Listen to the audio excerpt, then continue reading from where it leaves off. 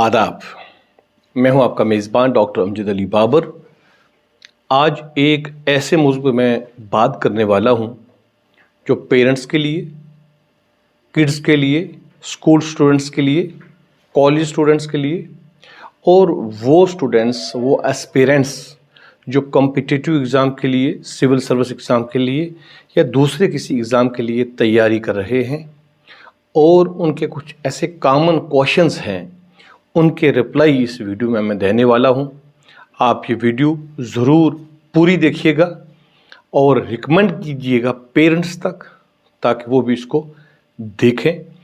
ये वीडियो उन क्वेरीज़ पे, उन क्वेश्चंस पे मबनी है जो अक्सर वो स्टूडेंट्स करते हैं जो हार्ड वर्क करते हैं, उन्हें सक्सेस नहीं मिलती, या जिस लेवल की हार्ड वर्क वो करके जो एक्सपेक्टेशंस रखते हैं उस लेवल की उनको सक्सेस नहीं मिलती है। क्या चीज़ें होती हैं, क्यों नहीं मिलती है? पेरेंट्स चाहते हैं कि उनके बच्चे बहुत अच्छा कर लें और हर वालिद, हर वालिदा चाहती हैं कि उनके बच्चे बहुत अच्छा करें। सभी अच्छा क्यों नहीं करते हैं? ये सवालात आज की वीडियो में शामिल रहेंगे। वो पेरेंट्स जिनके पास ज़राए कम हैं उनका तो एक मसला है, लेकिन वो पेरेंट्स जो अपने बच्चों को सब कुछ देते हैं, अच्छी स्कूलिंग देते हैं, अच्छी ट्यूशन देते हैं, सब कुछ देते हैं, लेकिन उनके बच्चे भी अच्छा परफॉर्म नहीं करते, तो उनके जहन में एक सवाल रह जाता है कि आखिर क्यों? तो ऐसे बातें जो हैं आज की वीडियो में हम आपसे करने वाले हैं। सबसे पहले हम आते हैं कि एकेडमिक एग्ज़ाम, यानी कि स्कूल का एग्ज़ाम दिया जाता है, चाहे वो मिडिल क्लास तक हो या 10th तक हो या फिर +2 तक हो, वहाँ पर बच्चों को किस तरीके से प्रिपरेशन करनी चाहिए। तो इसके लिए सबसे पहले ये है कि अगर आप किसी स्कूल में हैं, आप स्कूल जा रहे हैं, आपने किसी स्कूल में एडमिशन ली है, चाहे वो गवर्नमेंट स्कूल हो या प्राइवेट स्कूल हो, वो बहुत कॉस्टली स्कूल हो या कि थोड़ा सस्ता स्कूल हो, आपका पहला फ़र्ज़ बनता है कि आप क्लासेस ज़रूर अटेंड कीजिए। आज के दौर में देखा गया है कि स्टूडेंट क्लासेस नहीं लगाते हैं, क्लासेस मिस करते हैं, जिसकी वजह से जब वो मेहनत करते भी हैं लेकिन कुछ चीज़ें वो समझने में नाकाम रहते हैं जो उनको क्लास में समझ आती है, या देर तक उनकी रिटेंशन नहीं रहती है। बहुत सी चीज़ें उनको देर तक याद नहीं रहती हैं क्योंकि उन्होंने टीचर की ज़ुबान से, टीचर के मुंह से बात नहीं सुनी होती। और अगर वो क्लास ध्यान से लगाएंगे तो यकीनन उनकी ये प्रॉब्लम जो है सॉल्व हो जाएगी।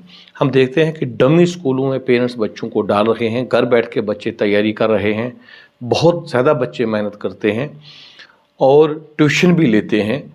जिन कुछ बच्चे जो हैं जो सेल्फ स्टडी करते हैं, वो ट्यूशन नहीं ले पाते हैं, उनको ये दिक्कत आती है कि ख़ुद का पढ़ा हुआ कई बार उनकी समझ में नहीं आता, जैसे कि टीचर के पढ़ाने से बात समझ में आती है। दोस्तों, एक बात मैंने पहले बताई थी कि क्लास अटेंड करें एकेडमिक एग्ज़ाम के लिए। तो क्लास अटेंड करना एक बात है, एक और इसमें चीज़ ऐड करनी है कि एक्टिव पार्टिसिपेशन इन क्लास। आपको कोई भी क्वेश्चन आए, कोई भी सवाल आपके जहन में आए या कोई ऐसा डाउट हो जो आपको क्लियर ना हो, तो वो आप टीचर से पूछने में ज़रा भी झिझक मत करें। किसी भी क्लास से कोई शक लेकर, कोई डाउट लेकर कभी मत उठें, और अगर कभी ऐसा हो जाए तो वो अपने टीचर से किसी तरीके से कॉल से या फिर दूसरे दिन जब आप टीचर से मिलते हैं, मिलकर ये क्लियर करें और अपना डाउट क्लियर करके आगे चलें।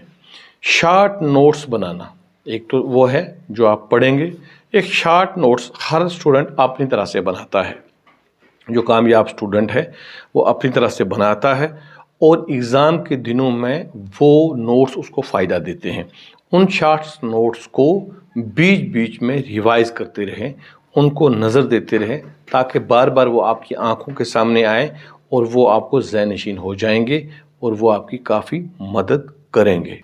एक और अहम बात कि ग्रुप्स बनाएं, लर्निंग ग्रुप्स, फ्रेंड्स के ग्रुप बनाएं, अपने क्लास फेलोज़ के ग्रुप बनाएं और उसमें टॉपिक रोज़ाना अपनी मनपसंद के टॉपिक जो हैं वो डिस्कस करें।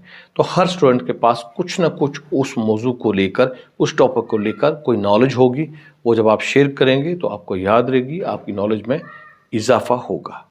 अब दोस्तों, अगर हम बात करें कॉम्पिटिटिव एग्ज़ाम के लिए, तो बहुत सी बातें तो ऐसी हैं जो एकेडमिक एग्ज़ाम में हमने आपसे शेयर की हैं ये कॉम्पिटिटिव एग्ज़ाम में भी लागू रहेंगी।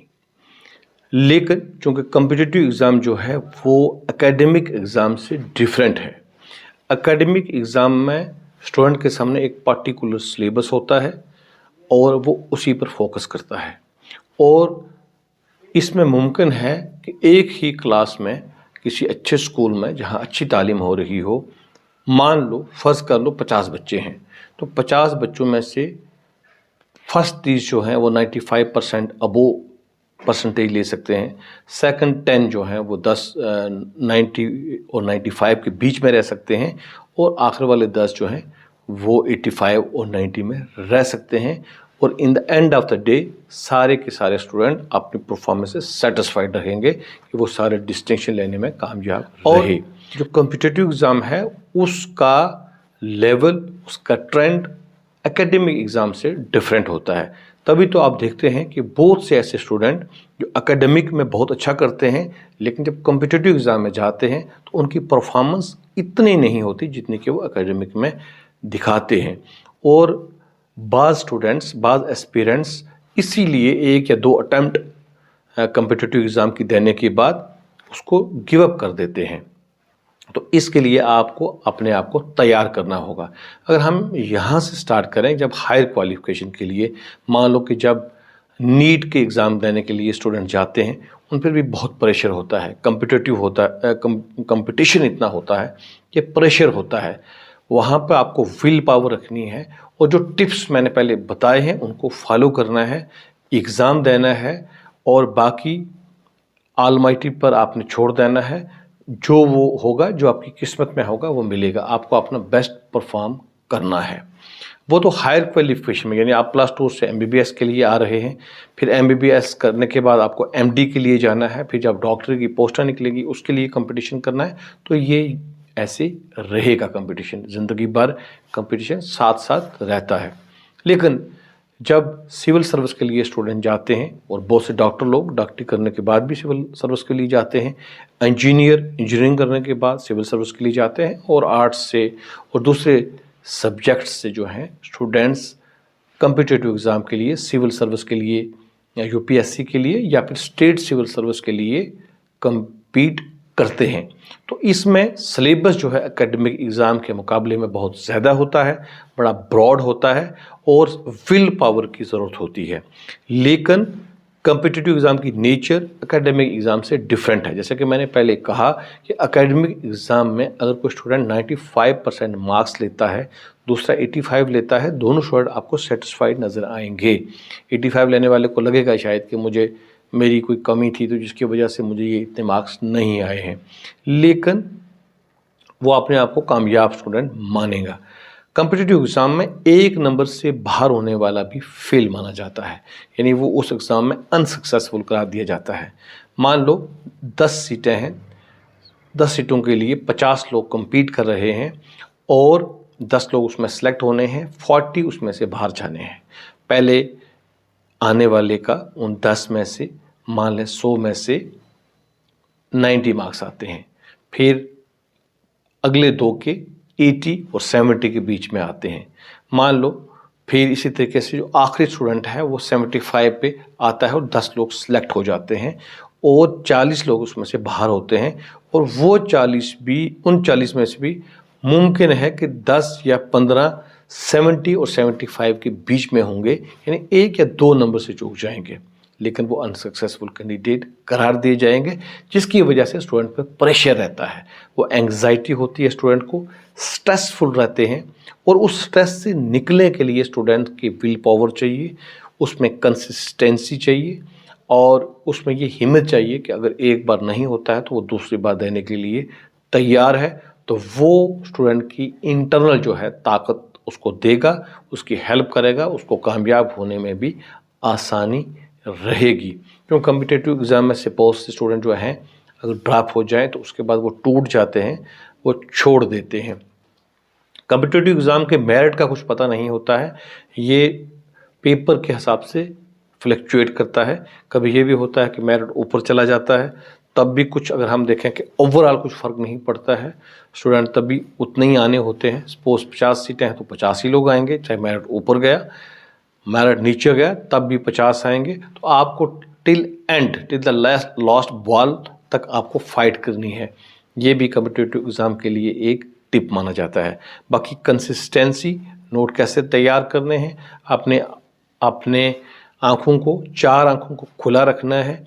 इंफॉर्मेशन ऑल राउंड परफॉर्मेंस आपको देनी है। एकेडमिक एग्ज़ाम में मान लो कोई स्टूडेंट एमएससी कर रहा है या इंजीनियरिंग कर रहा है तो उसको पर्टिकुलर सब्जेक्ट ही पढ़ना है। एमएससी कोई फिज़िक्स कर रहा है तो फिज़िक्स पे ही ध्यान देना है, केमिस्ट्री कर रहा है तो उसी पर ध्यान देना है, कोई एमए इकोनॉमिक्स कर रहा है तो उसी पर ध्यान देना है। लेकिन यहाँ पर एक साइंस के स्टूडेंट को आर्ट्स के बहुत से सब्जेक्ट पढ़ने पड़ते हैं, जैसे कि कॉन्स्टिट्यूशन पढ़ना पड़ता है, हिस्ट्री पढ़नी पड़ती है, ज्योग्राफी पढ़नी पड़ती है। और हो सकता है किसी स्टूडेंट को करंट अफेयर में कभी ज़िंदगी भर शौक ना रहा हो, लेकिन जब वो सिविल सर्विस का एस्पिरेंट बनेगा तो उसको न्यूज़पेपर पढ़ना है, उसको करंट अफेयर्स पढ़ने हैं। और हाँ, जो सीरियस कैंडिडेट हैं सिविल सर्विस के, उनके लिए न्यूज़पेपर एक बहुत इंपॉर्टेंट चीज़ है कि वो अपनी ज़िंदगी का एक लाया अमल बनाएं कि वो न्यूज़पेपर पढ़ना स्टार्ट कर दें। अगर कोई इनिशियल स्टेज से तैयारी स्टार्ट कर रहा है तो वो इनिशियल स्टेज से ही न्यूज़पेपर पढ़ना शुरू कर दे। तो दोस्तों, ये वो टिप्स थे जो एकेडमिक और कॉम्पिटिटिव दोनों के लिए थे। मज़ीद कुछ जो आपके पास टिप्स हों, अगर आप चैट बॉक्स में लिखेंगे तो मुझे बहुत अच्छा लगेगा।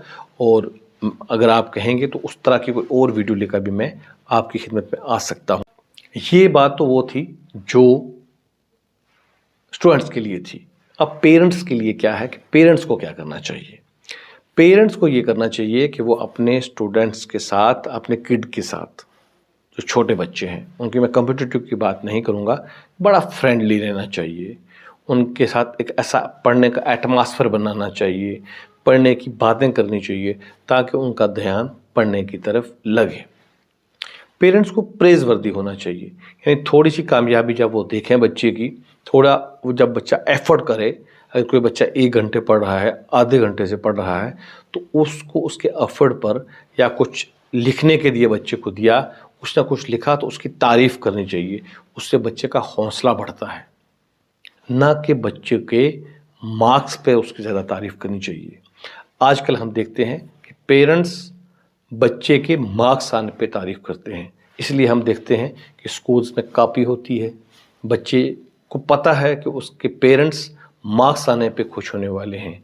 उसको पता है कि उसके पेरेंट्स इस बात पे नहीं खुश होंगे कि वो पूरी रात को पढ़ता है, इस बात पे खुश नहीं होंगे कि वो पूरे महीने पढ़ता है, इस बात पे खुश होंगे कि इसके मार्क्स अच्छे हैं।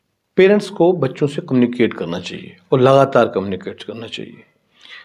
अब जो देखने में आता है, ये बड़ी ट्रेजेडी है कि पेरेंट्स और चिल्ड्रन का, उनके चाइल्ड का एक कम्युनिकेशन गैप आ जाता है। तो वो बात नहीं करते हैं एक दूसरे के साथ, स्टडी को लेके बात नहीं करेंगे। छोटे बच्चे जब होते हैं तब तो शायद कोई करता भी हो, क्योंकि बच्चा कॉलेज में पहुंचता है तो वो अपने पेरेंट्स से डिस्कनेक्ट होता है। उसके पास मोबाइल है, उसके पास लैपटॉप है, वो उस पर क्या कर रहा है, मोबाइल पे वो क्या कर रहा है, उसने लॉक लगा के रखे हुए हैं, पेरेंट्स को उसका पता नहीं होता है। पेरेंट्स को चाहिए कि वो अपने बच्चे के साथ ये चीज़ें शेयर करते रहें।